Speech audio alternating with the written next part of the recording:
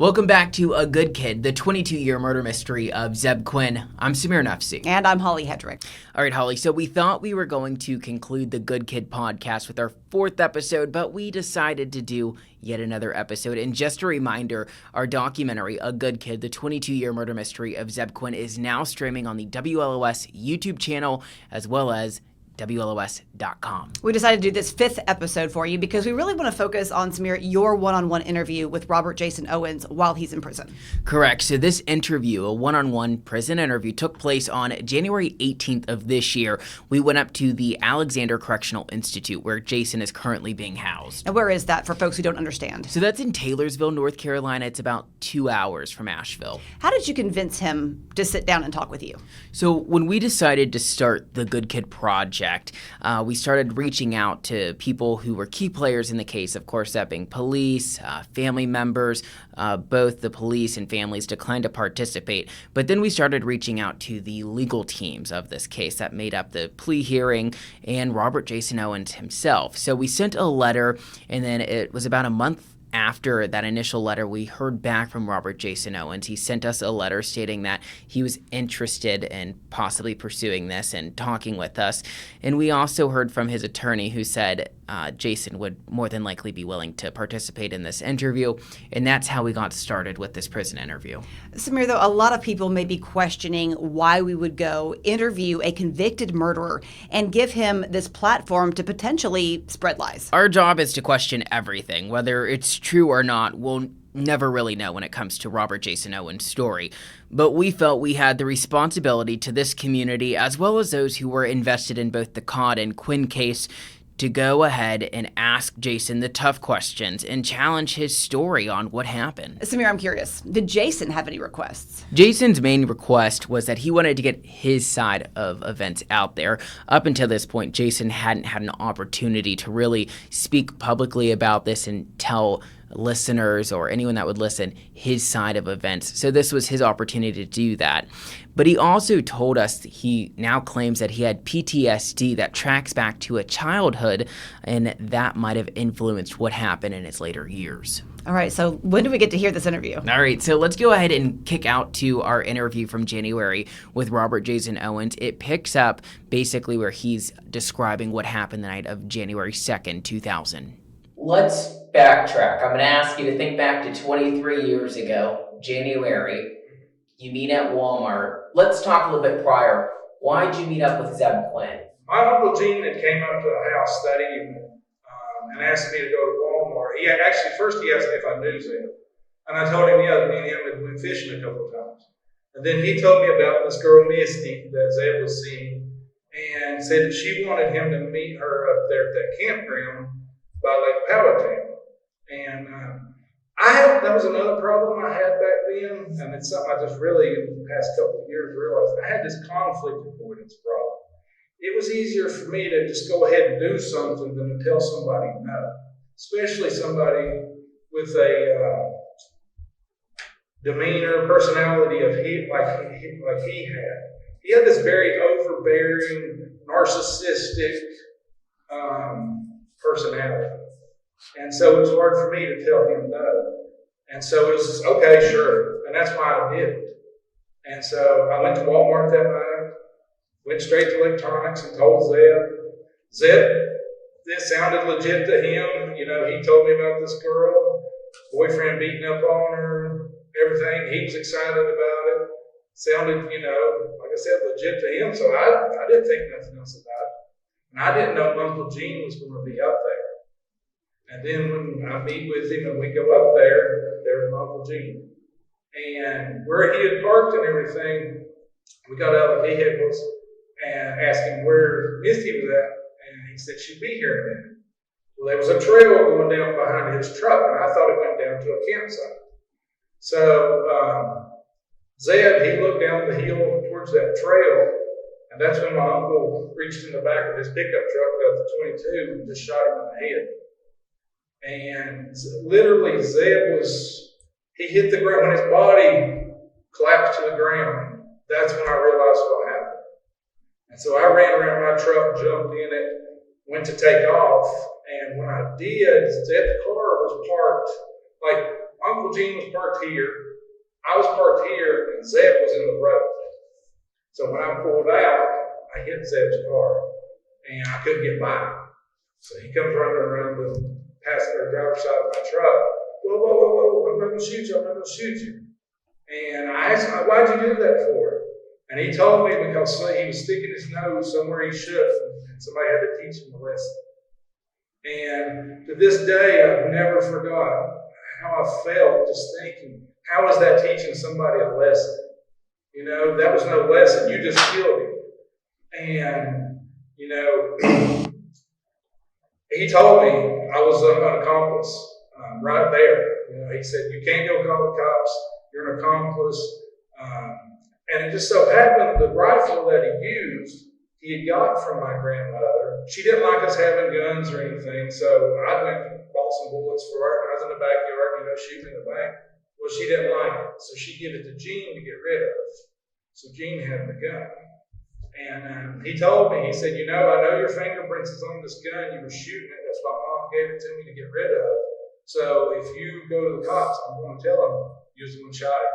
At this point in the interview, we decided to ask Jason Owens his reaction after witnessing Gene allegedly shoot Zebb Quinn. At first, it was, I couldn't believe it. It was like, this can't be happening. Like, I thought we were meeting some little secret rendezvous, you know. I had just broken up with my fiance in Hendersonville. That's one of the reasons I got the job at Walmart, just to fill that extra time, because all of a sudden I found myself all this extra time and lonely. So I thought I was helping him. So when this happened, it went from something sweet to utter terror. And, you know, I hate to admit this, but I urinated in my pants that night. There was a stain in my truck seat that there was to the day I got rid of it from where I peed in the seat. It was that scary. Later that day, according to your testimony or your statement in court, you go home and then you come back hours later to that site. You see Gene's truck. Walk me through what you see. What happened was I come back because I wanted to see. My mind got thinking, did he leave that gun up there with Zebb? My fingerprints on it. I wanted to find out. So when I go up there, Zebb's car's back in where his truck was. And it's in the middle, so I can't turn around there. So I'm like, I'm going to go up to the next turnoff, which is right around the curve. But when I go around the curve, there's his truck and this fire. And I'm like, okay, I'm going to pull in and just leave for him.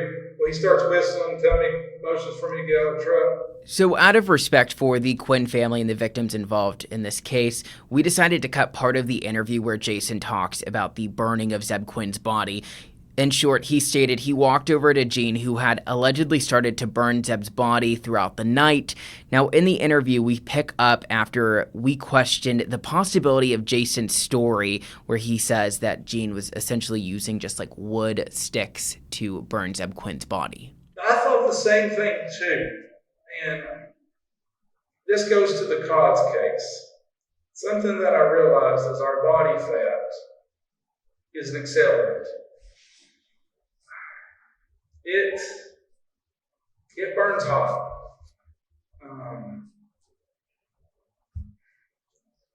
I hate talking about it. I know that was one of the things the police tried to say could not happen. It happened. I see it. I know it can be done. I don't know if he used any accelerants or anything before I got there, but after I got there, it was just wood. You mentioned the body's burned and you moved a piece of skull, but it was never found. Why? That piece of skull, I actually, over the years, I've had so many flashbacks and nightmares, and I told them that it was above where he had originally put it. But after I met with him, I actually think I moved it below the road, below the culvert, because I was worried that it would wash out and he would find it. I always felt that he saved that to try to plant it on me. That's why I went back and got it. You know I pled accessory because I moved that. I pled accessory because I didn't tell him. That's why, in my heart, that's why I pled accessory. Closer back to 2000, a couple days after Zebb disappeared, you called Walmart. Why? What led into that? What was said? My Uncle Gene, the night that he burned his body, he told me to call in for him that next day. And I had told him that Zebb wasn't supposed to work the next day. So he told me to come by his house that evening. Well, then he told me to come back. When I went by his house after work that day, he told me to call in the next day. I wasn't thinking nothing about going to a pay phone. I just picked up the phone at Volvo. I wasn't thinking nothing about it. But I told the lady, hey, this is Zebb. I can't come into work. I'm sick. And she, okay, and hung up the phone. Or she didn't say anything. I don't know if she hung up. But I thought that was the end of it. Well, next thing I know, his family showing up at Volvo wanting to talk to me. And I told Gene about that. Was it that evening? I'm pretty sure it was that evening. When Zebb's Mazda showed up outside of Little Pig's barbecue, there were the lips, the card, of course, untraceable. They couldn't tell where the card for the hotel room came from, and a puppy inside. Did you have anything to do with that? Did you know about it? No, I don't know where that car was at. I had heard it was in the hospital parking lot. Other than that, I don't know where that car was at. I know in my paperwork there was a drawing of a girl that looked just like Misty. Who did that, do you think? It had to have been Gene. Why? I think it was, just like the lipstick on the car, I think that's his arrogant way of, his signature. At this moment, we asked Jason if he knew Misty Taylor. No, I've never met Misty, her boyfriend, none of those. Did you know about that love triangle? Before Gene came up there and told me that night? No. What would have been Gene's motivation to get involved with this? Money. What? Money. Had to be money. Money, something valuable. He never told me, but he got something out of it. He wouldn't have done it if he didn't. So Jason then goes on to allege he spoke to a man named Adam Wright years after Zebb Quinn was murdered. Now, a reminder, Adam was allegedly friends with Misty Taylor and her boyfriend, Wesley Smith. Adam told me, I went to take a urine test for Adam, and Adam told me that he was the middleman that had Gene do this. What did he say? Why was he doing that? He asked me, he said, so has the police left you alone? And I said, yeah, I think they have, because I felt like they had done everything they could to me. And he said, oh, please don't ever tell anybody. He said, you know that I was the middleman. I'm the one that got Gene to do this for Wesley. And I said, okay. And I didn't go into much detail with him. I never tried to dig into anything, especially with Gene. Gene, a lot of times, he would talk, he would say stuff out of the blue, but then he'd shut up. Like, he told me that he got the dog from somewhere in Johnson City, Tennessee. Why did he go to Johnson City? That didn't make much sense. Did you ever have any remorse from that night? I mean, obviously you're talking with us today. Are you remorseful for the actions that happened? It's eaten me over the years. My silence has no reflection of what my heart really feels. Like, it has aided me and it has destroyed me on the inside.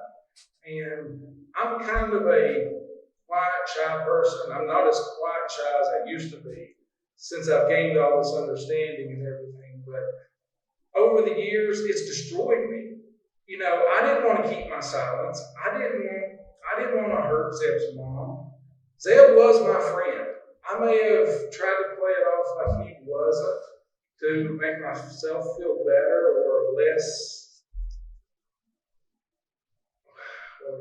less culpable, something like that. But he was my friend. And I realized one of the reasons that I befriended Zebb was because he didn't threaten me. He was a very soft-spoken, he wouldn't talk down to me. He didn't feel like he was an alpha male. He was just there. And that's why we striked a friendship. Out of everybody at Walmart, he's the only one that I befriended. What was he like to interact with? I know you guys went fishing together. He was a blast. I loved going fishing with him. It was, I remember the first time I met him, he was stocking stuff in pet supplies. And I went over and started talking to him. And if I remember correctly, we had the same dogs. Our dogs had the same name, Rocky. And so started talking, and next thing you know, the next day we're going fishing. And he brought his dog with him. And, he was a good kid. I guess that's one of the reasons that I wanted to help him that night. I thought, hey, he's met a girl. Obviously, I see he's in love with her. Just, from the way he reacted when I talked about her. Over the years, like I told you, I went back up there, I don't know, hundreds of times. I went up there to sit, just to talk to him. And, to beg his forgiveness and, asking God, please help me somehow or another figure a way that I can tell this. The whole time Gene was alive, I couldn't tell, because even if they arrested him, he had ways to get to me. He would hire somebody to kill me. I wish Gene had never been a part of my life. No part whatsoever.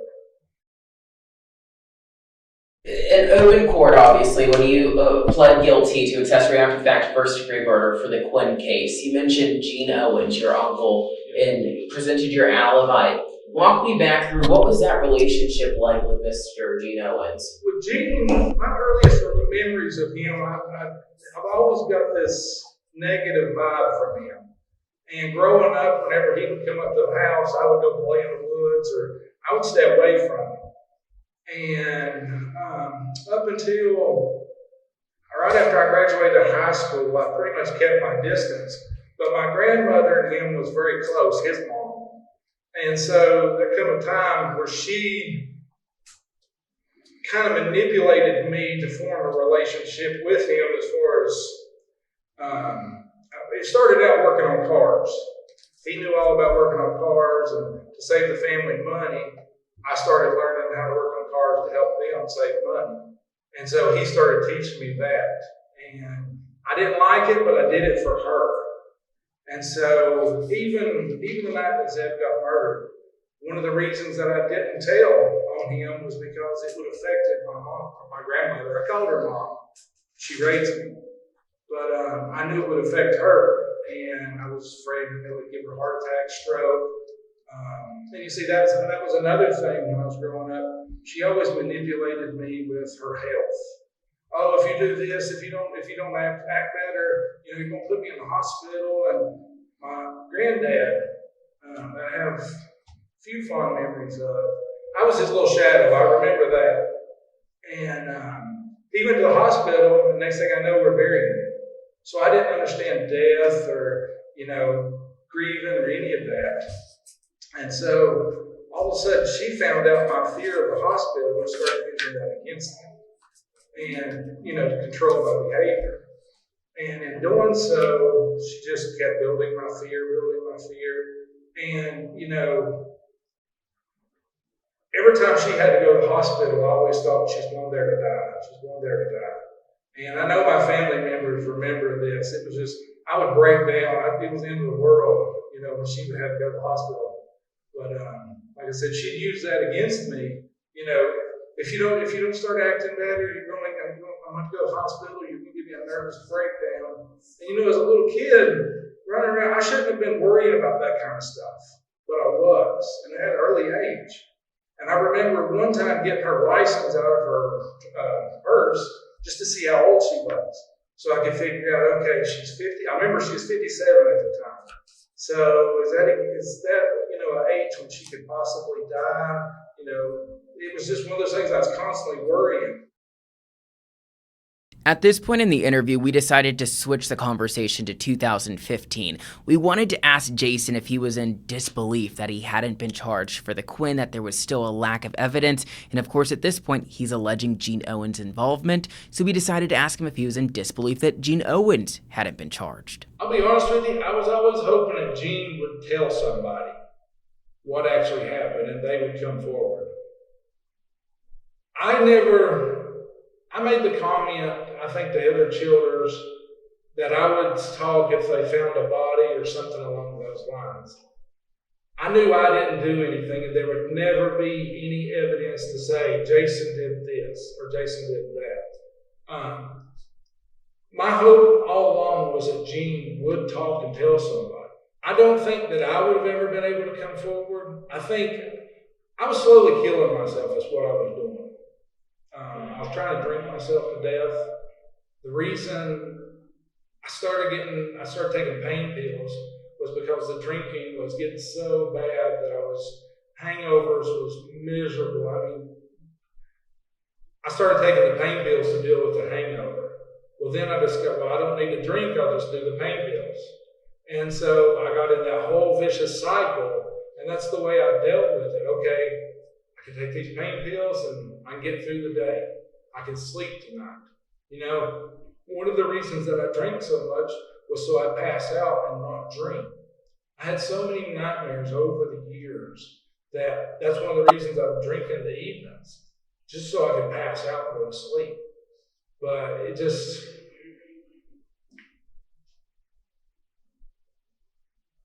that was always my hope, that Gene would talk. He had a big mouth, and I always felt that he would tell somebody. He would get drunk and he'd start bragging. That's the way he was.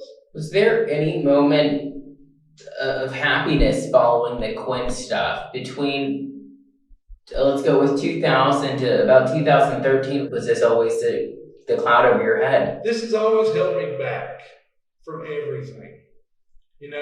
It's the reason I lost my job at Volvo. They can say that, I had unauthorized work hours. It was an excuse to get rid of me. But no, honestly, I searched for happiness, but I don't think it was attainable. Not until I got this off of my chest. The day that I finally trusted my attorneys and I told them, I don't know if she told you, but I transformed that day right in front of them. It was such an amazing feeling to me. It was like a car come off of my back. And they've told me several times, Jason, you transformed that day right in front of us, and you're not that person anymore. And I can actually feel that. I know I'm not. I always wanted that feeling. I just didn't know how to get there. I didn't know how to do it safely. I didn't know how to do it without, somebody trusting the wrong person.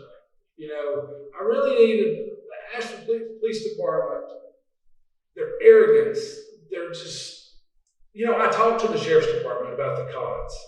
I opened up as soon as I got there. When I talked to them, I was trying to figure out exactly what happened, because from Wednesday to Monday, I had flashbacks, night terrors. There were so many scenarios played out in my head. Even the day that it happened,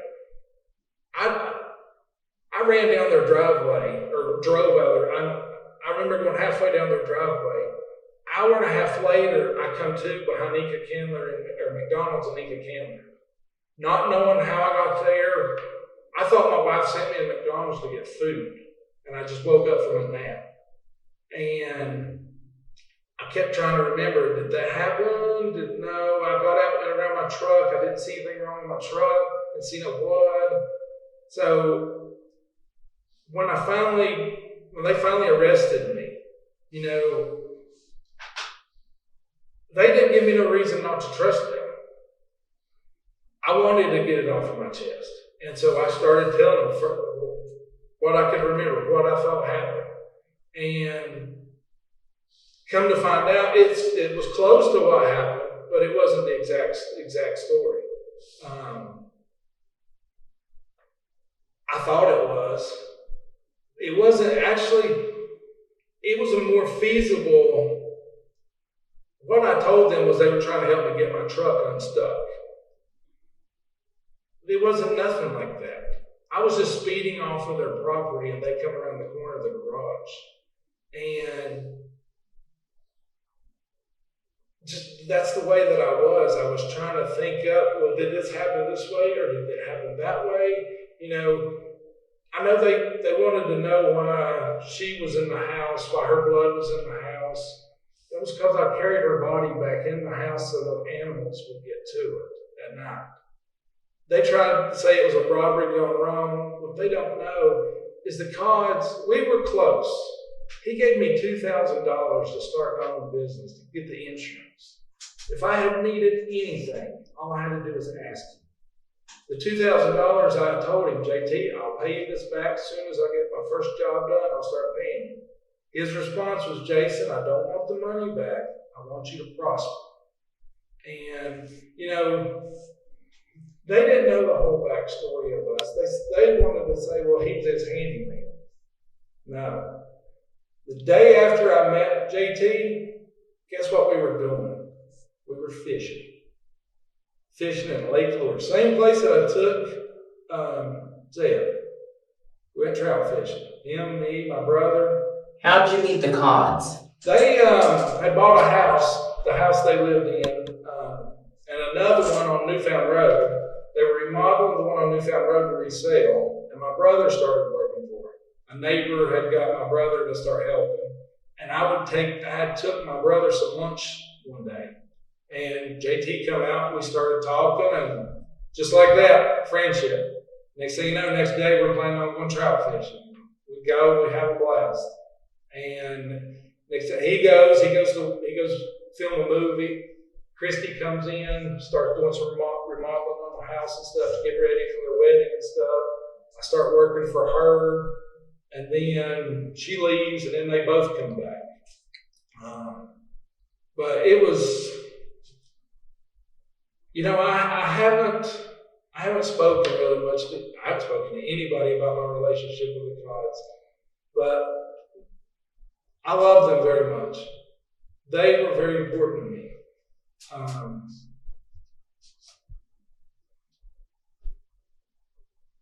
I am glad that I got arrested, that this came out, because I know I would have took my life by now. I couldn't have lived knowing that I ran them over and not told anybody. If I hadn't have confessed to it, I would have took my life. I know I would have. Now, we want to go ahead and warn listeners. Jason Owens is about to describe the murder of the Codd family and some of the details viewers could find disturbing. What happened was that night, after I went home from McDonald's that evening, I thought, okay, when I get home, if the cops is in my driveway, this happened. Well, I get home, no police. And I'm like, okay, it didn't happen. My wife's wanting to know where I've been. I said, I went to go get us food. I don't want McDonald's. Okay? And she said, why haven't you been answering your phone? I didn't even realize that my phone, I didn't put it on the charger. So she wants Domino's. Okay, call it in. I'll go get it. I want to make her happy. So I go to get it. I drive by their driveway. And their driveway's fairly decent long. And I looked up through there, and I didn't see him laying there. I didn't. It was dusky dark, but I don't know why I didn't see him.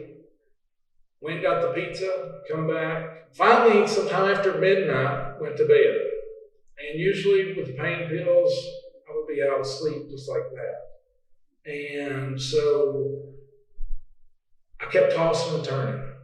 And it was the same thing that happened the night Zebb got murdered. And I'm like, I've got to know. I'm going to go down there. I'll have to explain to them tomorrow why I did this. We'll get a good laugh out of it, but I've got to know. So I go down there, and when I pull in the driveway, I see him laying there. And I got out of my truck. I went into their house. I got his Glock, went out my truck, stuck it in my mouth. I was going to kill myself. And I started thinking about my wife and her waking up not knowing where I was at. And this sounds so crazy, but I decided, well, I'm going to go back to the house to do this. So I drove back to the house and went in the double wide. And I go in the living room in the double wide in front of the slide glass doors, and I can see my porch light through the door. And I've got the gun in my mouth, and I'm trying to find some reason not to kill myself. And finally, I'm like, you know what? My wife comes down here. She finds me. This is going to destroy her. I couldn't do it. and I dropped the gun, and I put my head on the floor, and that's when I seen the wood stuff behind me. Whenever you were dismembering the cods, you mentioned you guys were like this, you were tight. What was going through your head? This is what really confused me.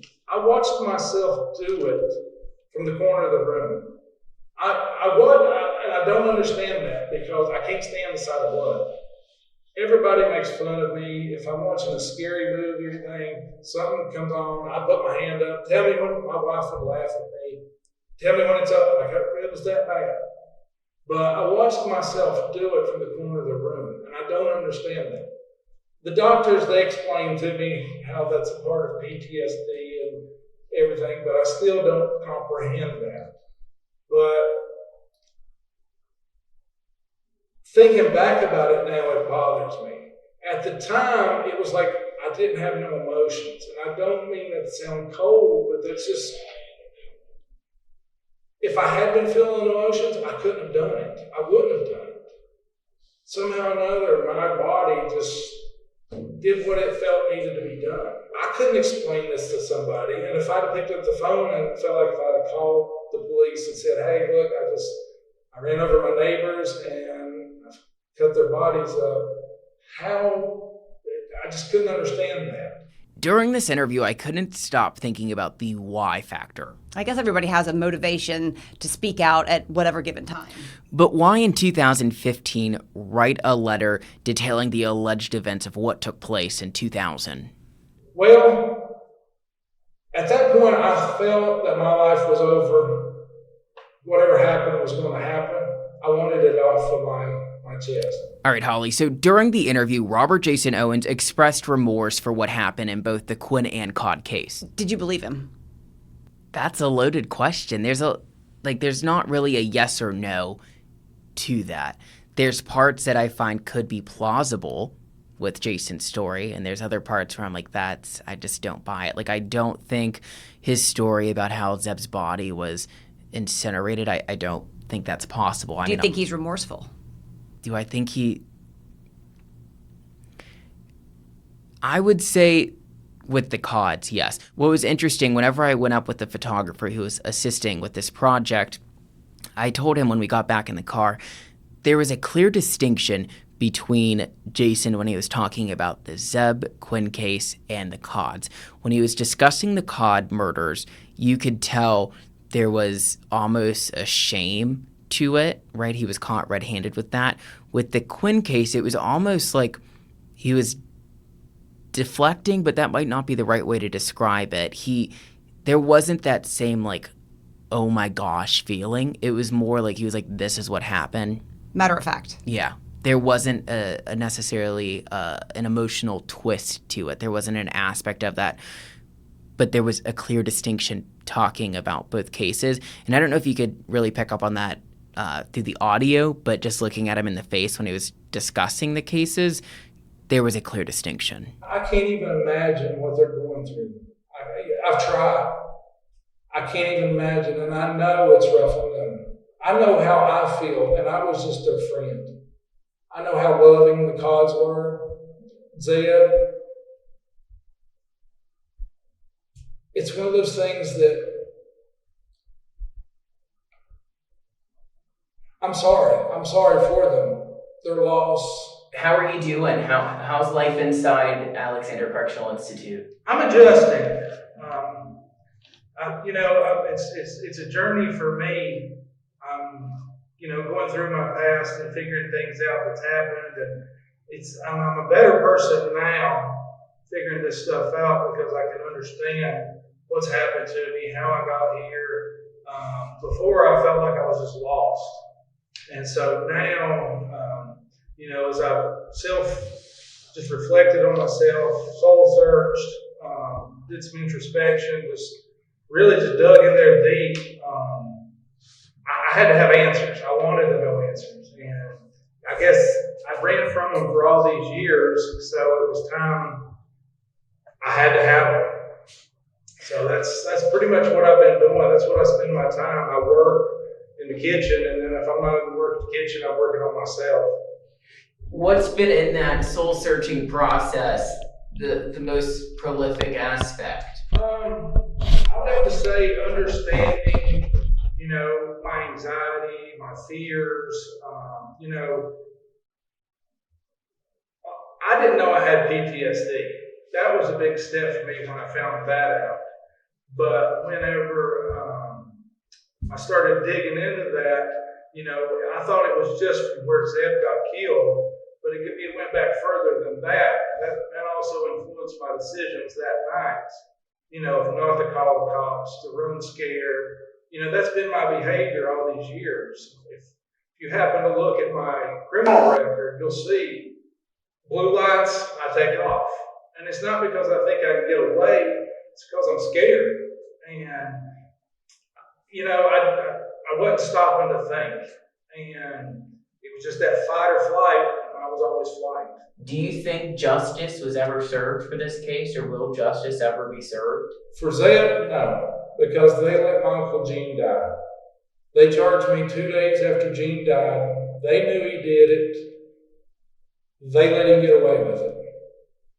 I shouldn't have kept my mouth shut for all those years, but I did at least come forward and tell them and give them the opportunity to at least to take a few years of his life away and to write this. I know God knows my heart, and He knows why I did everything that I did. But as far as justice, no. Because I'll always live with their death bothering me. It's one of those things that I'll never be able to forgive myself. It's one of those things I'm going to have to just adjust to. What I'm wanting to do is really try to help people. I want to help people with PTSD to help understand, because if I had that understanding, I don't think any of this would have happened. I would have been able to come forward somehow, some way. I would have sought help. So that's what I'm wanting to do, is I'm wanting to help people. I want to write a book. I want people to understand what this does to you. You don't have to be in the military. You don't have to, be right beside somebody when they get killed. Just some traumatic event, and it'll turn your life upside down. And that concluded our interview with Robert Jason Owens. That was just one interview. We contemplated going back up for a second time. We just never got around to it. I want to ask you about something. Is it true that Jason has said multiple times that he wants to meet with the Quinn family still? So that's something we discussed during the interview. Jason expressed his desire to sit down with the Quinn family and have a discussion to tell them what happened the night of January 2000. I don't think that ever happened. I know his lawyer, Vicky Jane, also confirmed to me that Jason had expressed his wanting to sit down with the Quinn family, but I don't believe it ever happened. I know Jason said that he felt during the plea hearing that the Quinn family, he just felt a lot of anger coming from them. Sure. I mean, understandably. Yeah, right. But yeah, I don't think it ever happened. And one more thing. We talked about earlier on, you mentioned that he claims now that he had PTSD. Mm-hmm. Tell me, do we know a lot about his childhood? Jason alleges that, we know that Jason's mother OD'd and passed away when he was younger, so he was raised by his grandmother. Now, he said he was super close with his grandfather, that I believe he said he was like his little shadow or something to that effect. And whenever his grandfather passed, he said that he kind of started to view anyone that went into the hospital as the outcome that happened to his grandfather, that they were essentially going to pass away if they went to the hospital. And he alleges that his grandmother kind of exploited that fear a little bit by saying, you guys are going to stress me out, I'm going to have a heart attack and go to the hospital. So Jason believes this is where he was a little bit more desensitized towards death.